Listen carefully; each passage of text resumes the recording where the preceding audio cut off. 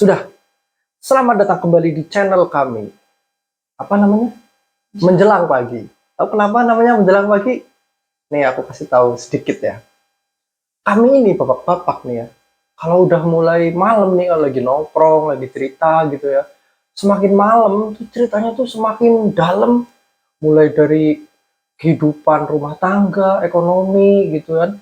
Terus nanti kita adu nasib, adu nasib. Bahkan kalau udah selesai adu nasib nih, udah nggak ada topik lagi tapi kita masih pengen ngobrol gitu, nanti lama-lama kita bisa bahas masalah universe, kita bisa bahas masalah kosmik gitu-gitu, antara yang fana sampai yang gaib gitu-gitu. Kadang kita cerita-cerita masalah kayak gitu.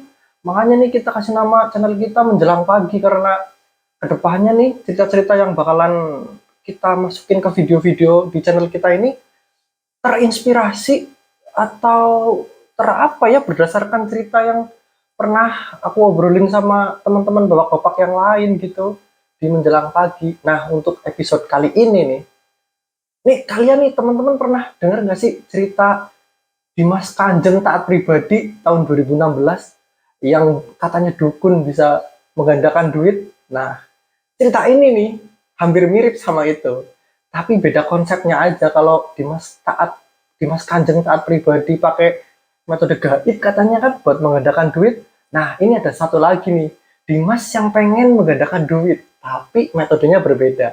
Mana ceritanya? Lanjut ke videonya. Ya, Dimas Kanjeng Taat Pribadi.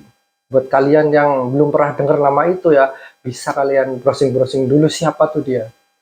Dia itu orang mana ya? Jawa Timur ya? Tak, kalau nggak salah ya. Dia itu katanya dukun yang bisa menggandakan duit. Jadi nanti dia store ke dia, terus nanti bisa dibalikin berkali-kali lipat kan duitnya.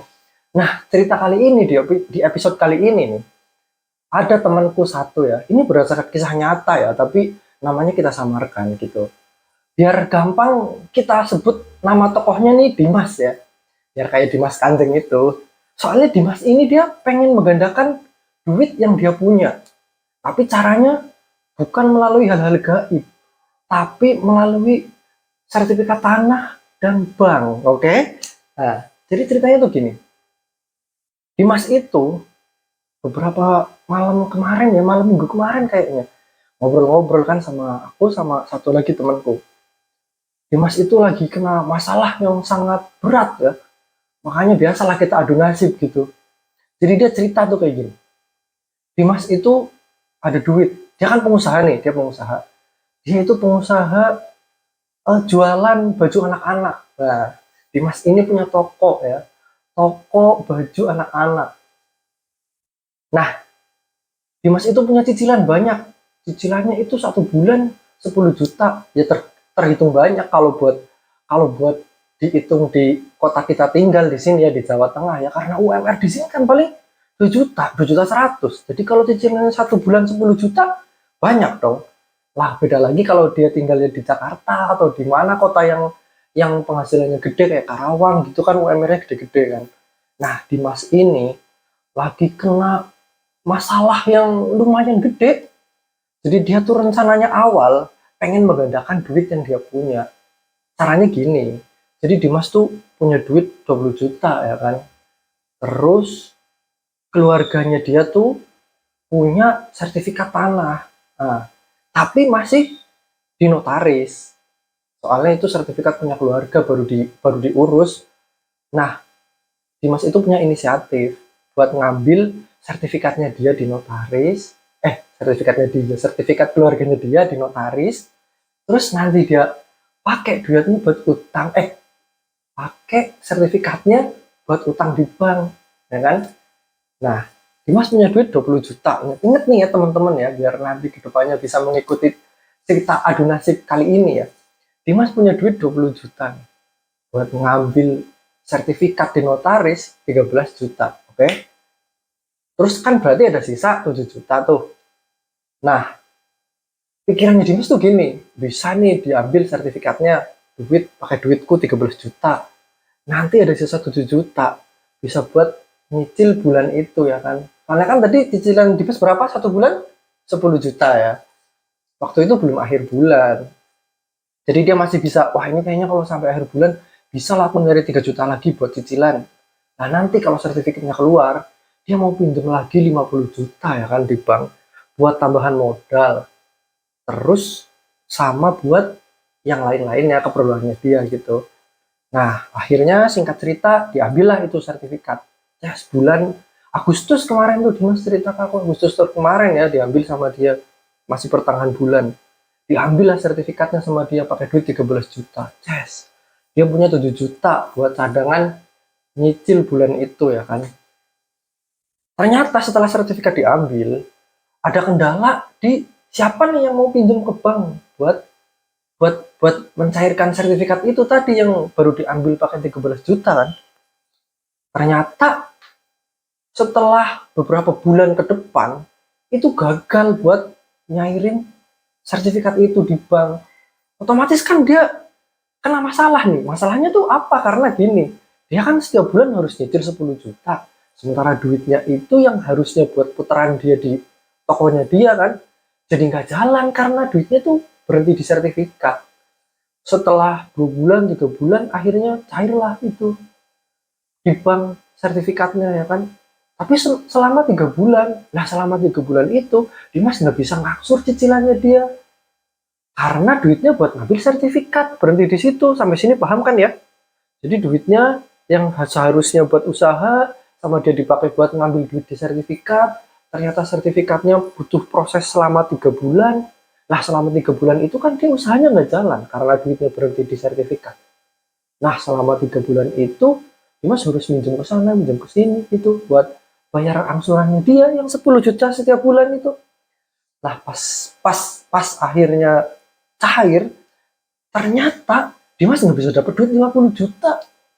Ya dia nggak cerita kenapa detailnya, cuman dia cerita aja katanya ada masalah internal sama keluarganya gitu. Jadi dia cuma dapat 20 juta.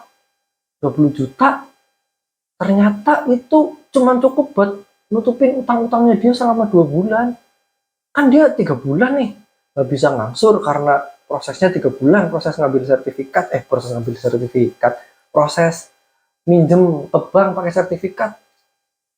Dimas mulai tuh kacau ekonominya dia kan, sampai Agustus, September, Oktober, November, Desember kan, sampai Desember 5 bulan dia akhirnya nggak bisa nyicil, berlarut-larut masalahnya. Terus kemarin dia cerita ke aku, gimana ya kayak gini ya itu kan.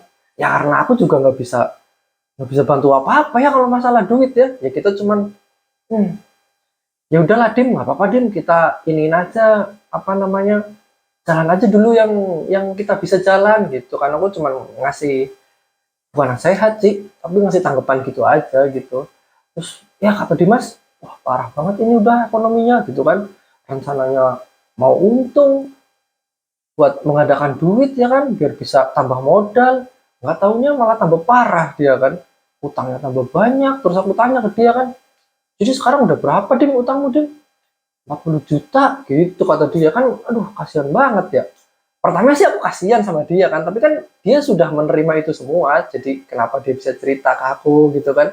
Dia udah menerima itu semua, katanya lucu banget ya nasib kita kayak gini gitu kan. Nasibmu maksudku gitu, aku gituin kan ya sambil bercanda gitu. Iya nasibku kata dia gitu, rencananya pengen mengadakan duit, pokoknya tambah duit malah tambah utang. Udah sekarang cicilannya nambah, utangnya nambah, duitnya nggak dapet, modalnya nggak ada. Ya bisa dibayangin kan dia parahnya kayak apa. Mungkin kalian pernah ada yang ngalamin kayak gitu, pengen punya duit lebih malah akhirnya nambah utangnya dan modal yang nggak dapet. Gimana tuh kalau kalian kena masalah kayak gitu? Ada solusi gimana? Nah terus ya kita sih, dia sih sekarang udah bisa berdamai sama keadaan itu ya, makanya dia udah bisa cerita ke aku. Terus aku tanyain, terus sekarang gimana Din kamu? Ya sekarang ya kayak yang kamu bilang itu, kita jalan aja sebisanya, terus masalah utang ya tetap kita pikirin gitu kata si Dimas gitu. Kamu nggak sedih Dim kayak gitu? Ya kata dia sih, aku 4 kali coba bunuh diri tiap akhir bulan katanya gitu. Jadi kita ketawa-ketawa aja pas dia cerita kayak gitu kan.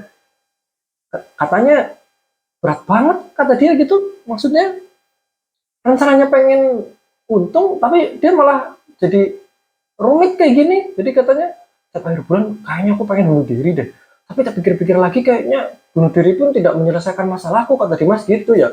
Ya karena dia udah bisa ngomong kayak gitu ya, ya kita bercanda aja, aku timpalin aja. Iya Dim, kalau kamu bunuh diri juga nanti keluargamu juga yang dikejar-kejar sama utang, terus ya kita ketawa-ketawa aja gitu. Itu cerita-cerita kayak gitu hampir menjelang pagi kita cerita kayak gitu. Makanya kayak ini kok lucu juga ya kalau aku bikinin cerita-cerita kayak gini di video nih ya. Terus aku ngomong sama Dimas kan, Dim kalau aku bikinin video cerita kayak gini boleh nggak sih? Kata dia, oh silakan aja nggak apa-apa. Aku udah menganggap semua ini bukan sebuah tragedi lagi kok. Emang awalnya sih aku mikir, wah hidupku kok penuh tragedi ya kayak gini. Tapi lama-lama kayaknya, tapi lucu juga ya kalau jadi komedi ya hidupku kayak gini gitu. Jadi akhirnya aku ya udah nggak apa-apa lah Dim, berdamai aja sama keadaan. Aku cuman gitu ngasih ngasih apa ya tanggapannya, ngasih saran apa apa sih nggak bisa juga ya, soalnya kayaknya setiap permasalahan itu ya, setiap permasalahan seseorang itu ya, kayaknya yang bisa nyelesain ya orang itu juga sih. Kalau kayak kita diajak cerita ya mungkin paling paling bisa ngasih masukan gitu ya, tapi aslinya kayaknya setiap permasalahan seseorang cuman orang itu deh yang bisa nyelesain. Makanya makanya kalau kataku ya, jangan terlalu berharap sama orang lain gitu ya, soalnya kadang-kadang kalau hal-hal seperti itu berharap ke orang lain malah jatuhnya lebih menyakitkan kalau lagi ada masalah ya. Ini kok aku kayak malah kayak curhat sendiri ya, padahal ini kan masalahnya Dimas ya. Ya gitu deh. Gimana? Kalian pernah ada di situasi kayak gitu? Kalau ada boleh lah ya komen-komen di bawah sini ya. Terus ada saran gak nih buat Dimas? Barangkali nanti ada yang bisa ngasih saran, bisa aku sampaikan ke Dimas. Dim nih kata kata yang nonton katanya kalau lagi ada masalah kayak gini bisa lah Dim diginiin solusinya ya, barangkali gitu kan. Jadi kita saling apa ya, saling ngasih masukan aja gitu. Udah berapa menit nih tak? Berapa? 12 udah cukup berarti nih video kali ini. Ya, ini untuk episode kali ini, episode adu nasib kali ini cukup segitu ya. Ini agak berat ya masalahnya ya. Barangkali teman-teman agak pusing sama masalahnya. Ya begini nih. Namanya nasib seseorang memang beda-beda sih ya. Yaudah deh, pesan untuk episode kali ini adalah nasib buruk di luar sana selalu bergentayangan, menunggu saat yang tepat untuk hinggap ke seseorang. Jadi ketika kalian kena nasib buruk, ya dijalani aja dengan ikhlas. Wah anjir keren banget. Oke, bye-bye.